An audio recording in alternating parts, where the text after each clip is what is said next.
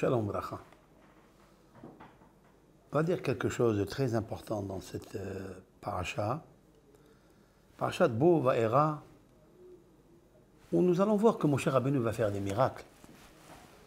Dieu va l'utiliser, et le seul qui méritera d'être utilisé par Hachem, de jouer le rôle, de faire les miracles, de faire grandir le nom de Dieu. Il a démontré au Pharaon qu'à Hachem appartient les soutiens de la terre, appartient la terre, appartient l'univers. Tout ça, c'est magnifique. Mon cher Rabbeinu va assister à tous les plaies et il va faire sortir le peuple d'Israël. Il méritera de faire sortir le peuple d'Israël. Mais mon cher Rabbeinu, il avait posé une question première. Il a dit à Akadosh Baruch Hu, lama hare'ota la'am hazeh, pourquoi as-tu fait du mal à ce peuple? Il nous faut comprendre comment un homme aussi intelligent, aussi bon, aussi fidèle à l'Éternel, comment il peut oser sortir de sa bouche des paroles aussi fortes, c'est dur, avec Akadosh Baruch Hu. Tu oses dire à Hachem, la mahareota, pourquoi as-tu fait du mal? Dieu, il fait du mal.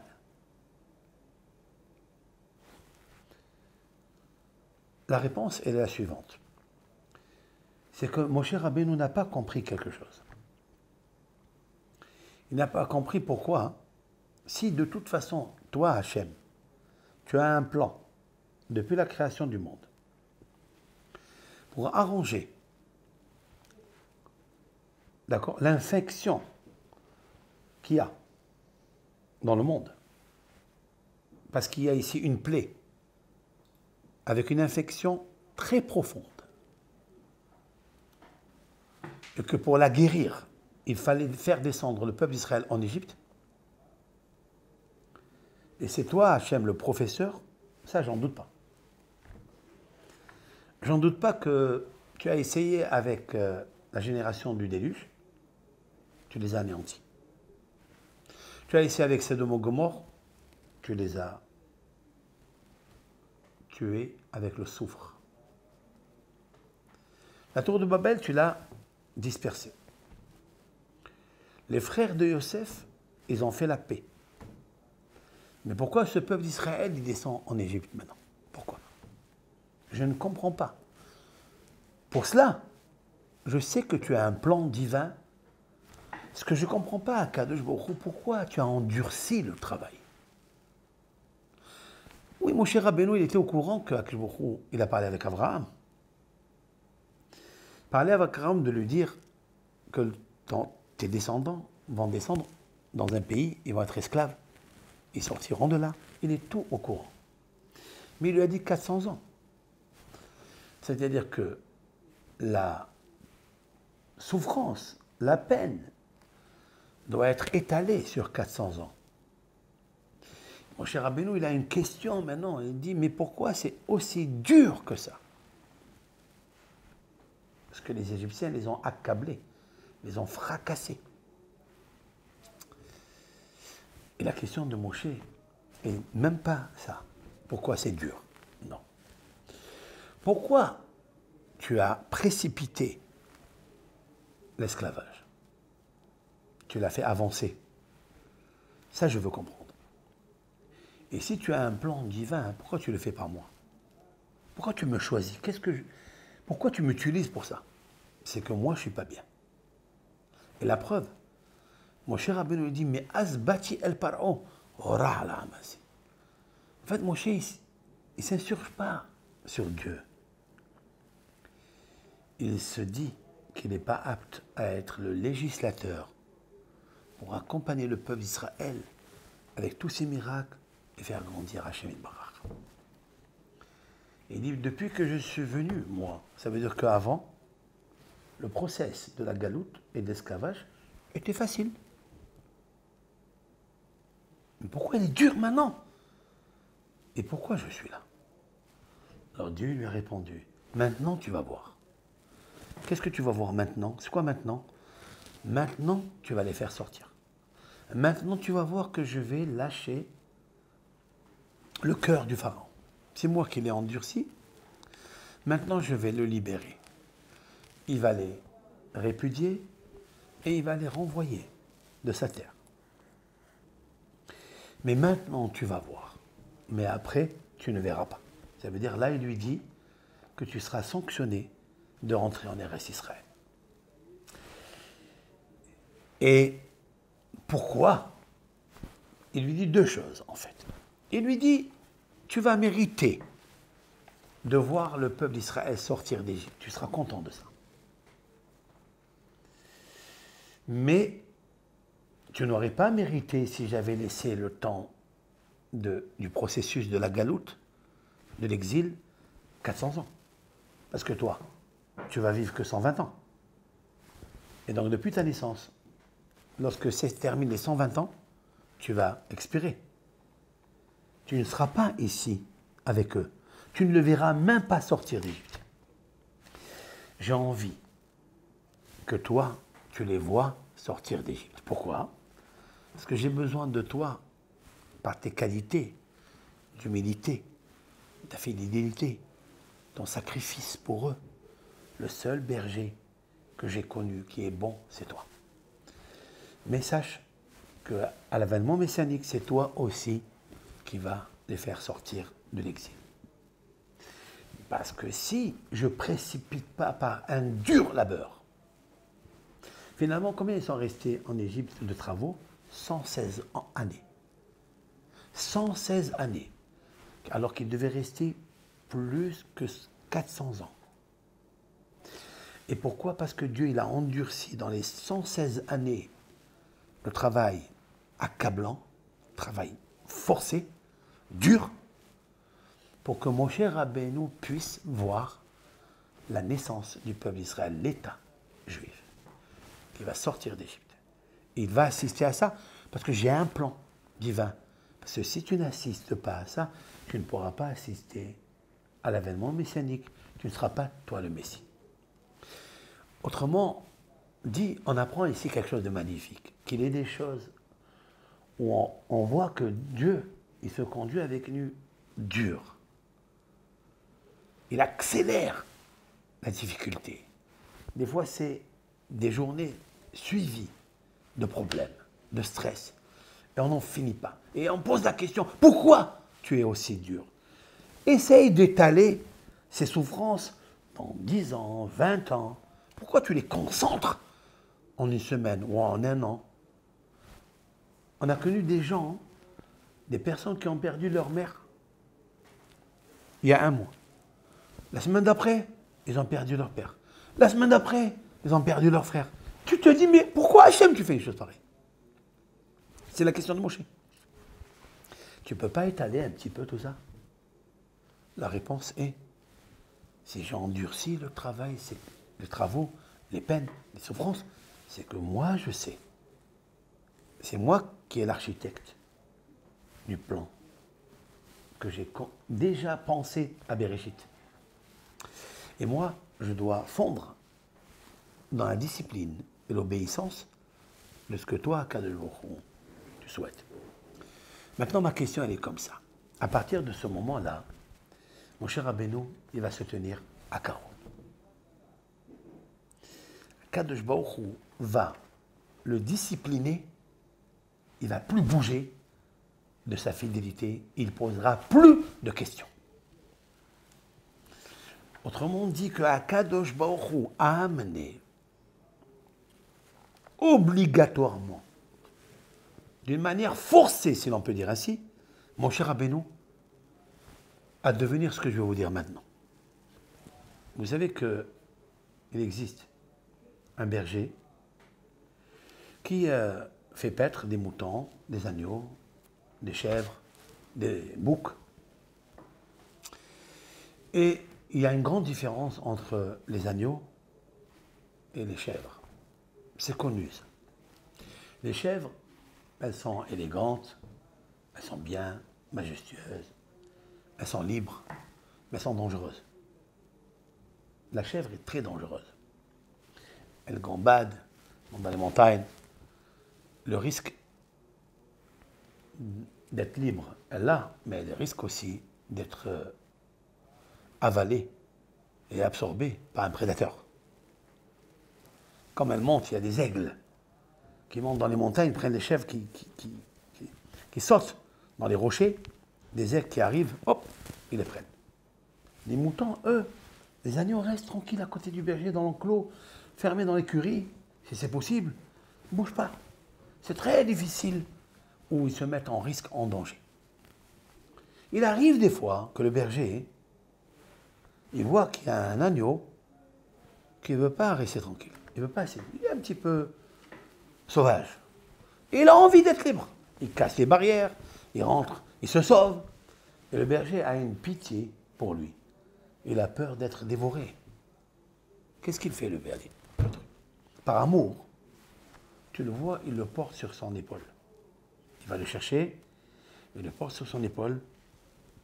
Et pourquoi il le porte sur son épaule et il ne le fait pas marcher? Parce qu'il dit, si je le laisse libre, il risque de mourir. Affectueusement, je vais m'occuper de lui. Qu'est-ce qu'il lui fait? Il lui casse la patte. Il lui casse la patte, mais pas du genou vers le haut, parce qu'il peut le rendre tréfa. Il ne pourra plus guérir, il peut mourir. Il peut rester 11 mois et mourir. Tréfa enahaya, mais il lui casse la jambe à partir du bas. Du genou vers le bas, pas vers le haut. Et là, l'agneau reste tranquille, il reste doux. Il s'habitue à son berger, il ne peut plus bouger. Il lui dit « stop ici, tu ne bouges plus ». Et une fois qu'il est accoutumé, qu'il s'est habitué à voir son berger, en même temps il guérit et en même temps il apprend, il s'éduque à rester sage et discipliné et obéissant. D'accord? Cette image, elle est vraie. Mais elle est vraie aussi pour le berger qui est Dieu, avec son agneau qui est Moshe. Moshe Rabbeinu a une force où il a l'esprit de justice, comme Dieu. Il sait que Akadosh il est avec lui. Et tout ce qu'il a dans le cœur, il le déballe. Moshe Rabbeinu n'a jamais caché à Dieu ce qu'il est. C'est ce que nous devons apprendre. J'aime ça.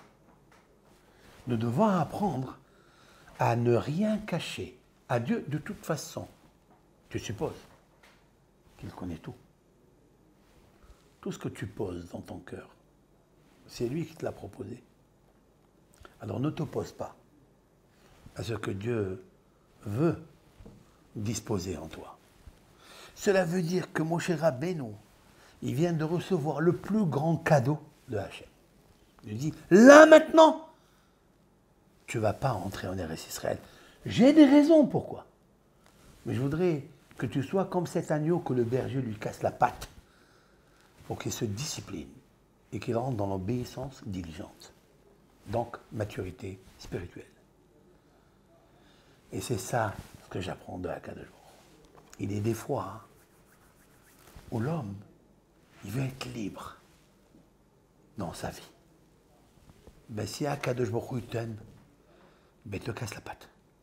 Comme ça, tu restes à côté de lui. Et j'ai compris quelque chose dans le texte qui est fabuleux. C'est qu'on va parler de 600 000 personnes et la Torah elle ajoute un mot. Shesh meot elef ragli. 600 000 personnes, pieds. Ragli, pieds. Fantassin, quoi. Ce mot m'a interpellé. 600 000 personnes. Pourquoi ajouter le mot ragli? Akadosh Baruch Hu leur a cassé la patte en Égypte. Il a dit c'est une plaie depuis Adam Arishon et Hava jusqu'à maintenant, c'est-à-dire 26 générations jusqu'à Moshe. J'ai essayé de faire des pansements, j'ai essayé de guérir, mais c'est que des petits pansements là, des petits pansements là. Mais je n'ai pas approfondi avec un bistouri pour essayer de voir l'infection qui est profonde et enlever tout le malaise qu'il y a dedans, toute la tumeur qu'il y a dans l'infection. Donc la meilleure façon pour les épurer, je vais les descendre dans le creuset égyptien. Tel un creuset où on met de l'or, parce qu'il est encore avec ses parasites, pour le purifier, pour l'embellir. Et maintenant, il est coûteux et valeureux. Akadosh Baruch Hu, il a dit, mon peuple est un agneau. D'où je sais que le peuple d'Israël, il est agneau, je peux l'inventer? Non. Il est marqué dans Ésaïe, le prophète Ésaïe. C'est Pézoura Israël. Israël est un agneau dispersé. Israël, c'est un agneau. Mais j'aime ça. Mais il est dispersé. Je ne veux pas qu'il gambade. Je ne veux pas qu'il soit libre et dispersé de son berger. Je veux qu'il reste à côté de moi. Pour qu'il reste à côté de moi, je lui ai donné la liberté, mais il n'a pas su faire. Il a trop marché, trop couru, trop fait des choses qui ne me plaisent pas. Je vais lui casser la patte. Je vais le prendre sur mes épaules. Il ne pourra plus bouger ici. Je le poserai, je le lève. Je me fatigue. Mais je vais le poser à côté de moi. Parce que je vais le mettre hors danger du loup, du pharaon, de Amalek, de Nabucodonosor, de tous les prédateurs qui cherchent à le manger et à l'absorber. Tu as compris? Et c'est pour ça que mon cher Rabbeinu, c'est lui qui va sauver les 600 000 bébés d'Israël.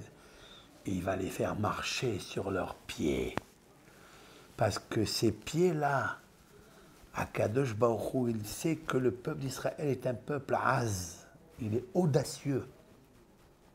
Il est très puissant. Il a la nuque raide. Je vais lui casser les pattes, les pieds. Comme ça, je vais l'enchaîner. Je vais l'emprisonner momentanément. C'est pour ça que j'ai fait la précision que la brisure de la patte n'est pas du genou vers le haut, qui s'appelle Tsumat Agidin en hébreu, c'est-à-dire c'est la veine qui va vers le haut, vers la, comment on appelle ça, le nerf sciatique. Ça, si on le casse, la BMA, elle est fichue. C'est le col du fémur qui est cassé. En même temps, la jambe vers le haut, il ne peut plus marcher. 11 mois et il meurt. Pour l'animal, je parle. C'est la raison pour laquelle il a dit, je vais te casser les pattes. Juste, je vais te dire que tu sais, tes pieds, il faut le rempart au-delà du Jourdain. Quand tu arriveras au Jourdain, tu resteras là, et c'est là que tu quitteras ce monde. Tu ne pourras pas marcher pour rentrer en Eretz Israël. Mais maintenant, tu pourras marcher.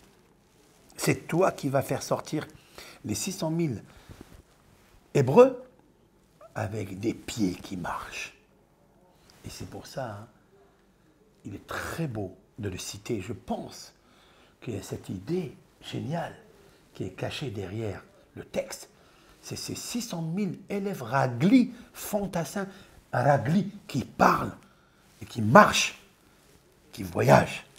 Voilà pourquoi on va parler dans le désert, parce qu'ils ont besoin de ça. Parce qu'ils vont tourner dans le désert. Parce qu'ils n'ont pas confiance en Hachem. Et il va les faire tourner avec ses pieds-là. Et il y aura beaucoup, et la plupart d'entre eux, ceux qui ont de 20 à 60 ans, vont périr dans le désert. Ils ne pourront pas rentrer avec ses pieds en Eretz Israël, parce qu'en même temps, dans le désert, ils n'ont pas su apprécier pourquoi Dieu leur avait cassé, entre guillemets, les pieds, en leur faisant des petites épreuves, de l'eau qui devenait amère. Ils se sont insurgés. Allez, très bien, tu vas tourner encore. C'est-à-dire que de l'Égypte en Eretz Israël à vol d'oiseau, il y a 11 jours. Oui, et ils sont restés 40 ans à tourner autour des mêmes montagnes, à tourner.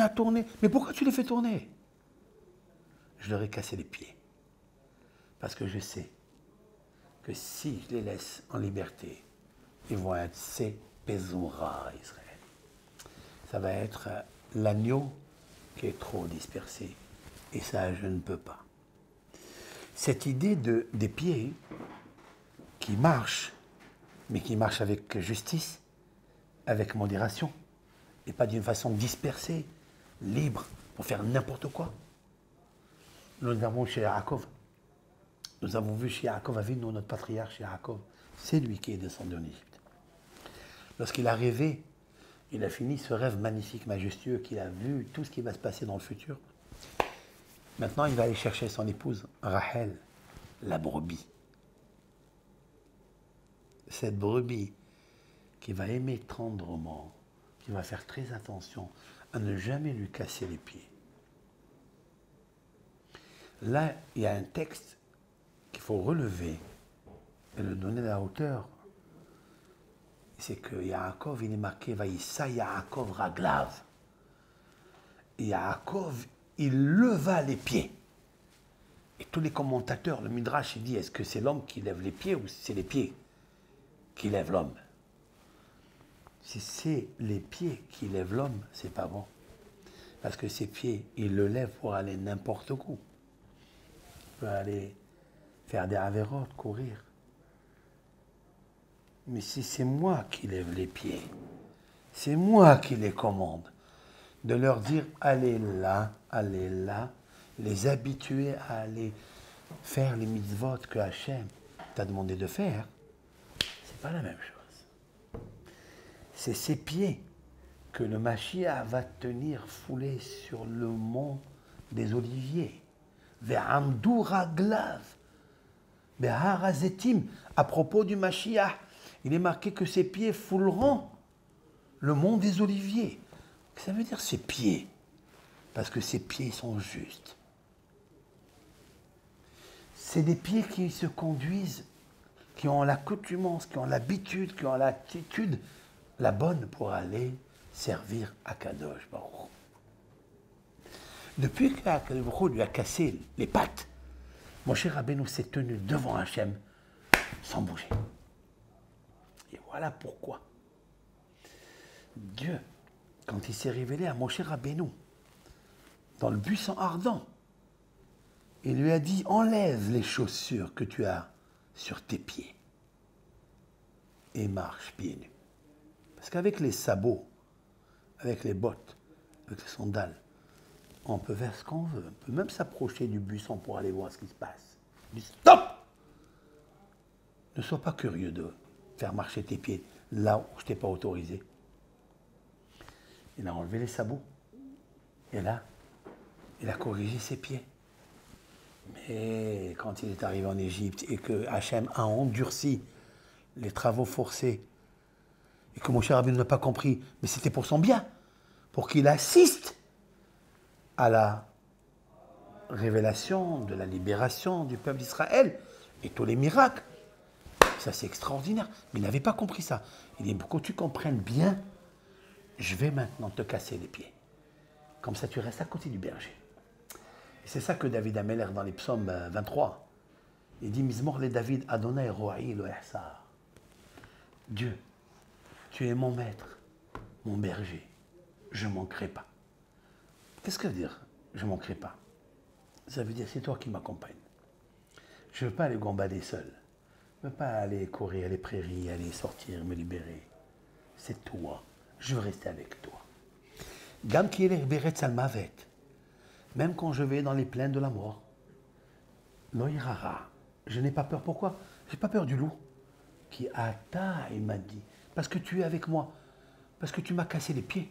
Je ne peux pas bouger. La preuve. Shivtecha ou mishantecha hema winhamuni. C'est ta houlette, c'est ton bâton qui m'ont consolé. C'est quand tu m'as frappé dans les pieds. Tu me dis, reste à côté de moi. Ne bouge pas. Alors là, je t'aime. Lorsque Dieu, c'est la leçon qu'on apprend. Lorsque Dieu se conduit avec nous, et en apparence, on s'insurge parce que c'est trop puissant, c'est trop dur, c'est trop accéléré. Étale un petit peu. Fais-lui confiance. C'est pour que tu restes à côté de lui. que tu fasses pas n'importe quoi. Et c'est ça, en fait, tout l'Haïti, At Mitzrayim, comment Hachem a guéri le peuple d'Israël. Kol Tov.